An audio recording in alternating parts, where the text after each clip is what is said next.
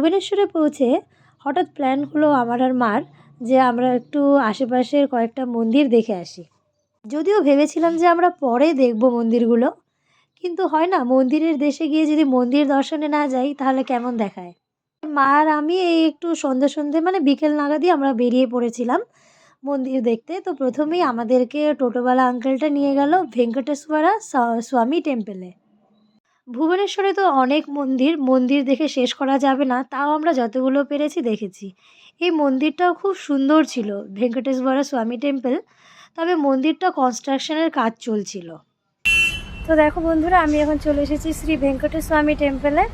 তো এখানেই আমি এখন যাব, তোমরা আমার সঙ্গে সবটা দেখো। কিন্তু মন্দিরের ভেতরে মোবাইল নেওয়া অ্যালাউ ছিল না বলে মন্দিরের ভেতরেটা আমি তোমাদেরকে দেখাতে পারিনি। তারপর মন্দির দর্শন করে আমরা বেরিয়ে গেলাম অন্য মন্দির দেখতে।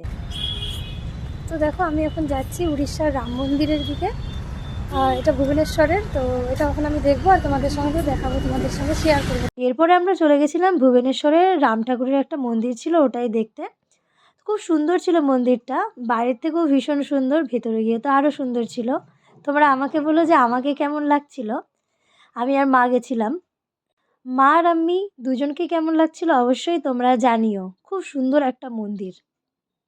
সাউথ ইন্ডিয়ার এটাই খুব ভালো লাগে যে ওরা মন্দিরের কারুকার্যগুলো খুব সুন্দর করে। আমাদের থেকে ওদের মন্দিরের কারুকার্যের ধরনটা একদমই অন্যরকম।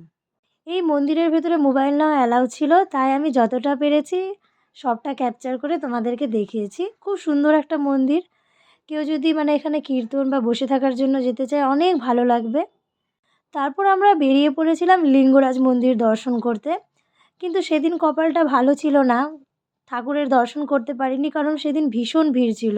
মন্দিরের ভেতর থেকে পুরো বাইরে অবধি লাইন পড়ে গেছিলো, তাই সেদিন দর্শন করতে পারিনি লিঙ্গরাজ ঠাকুরের।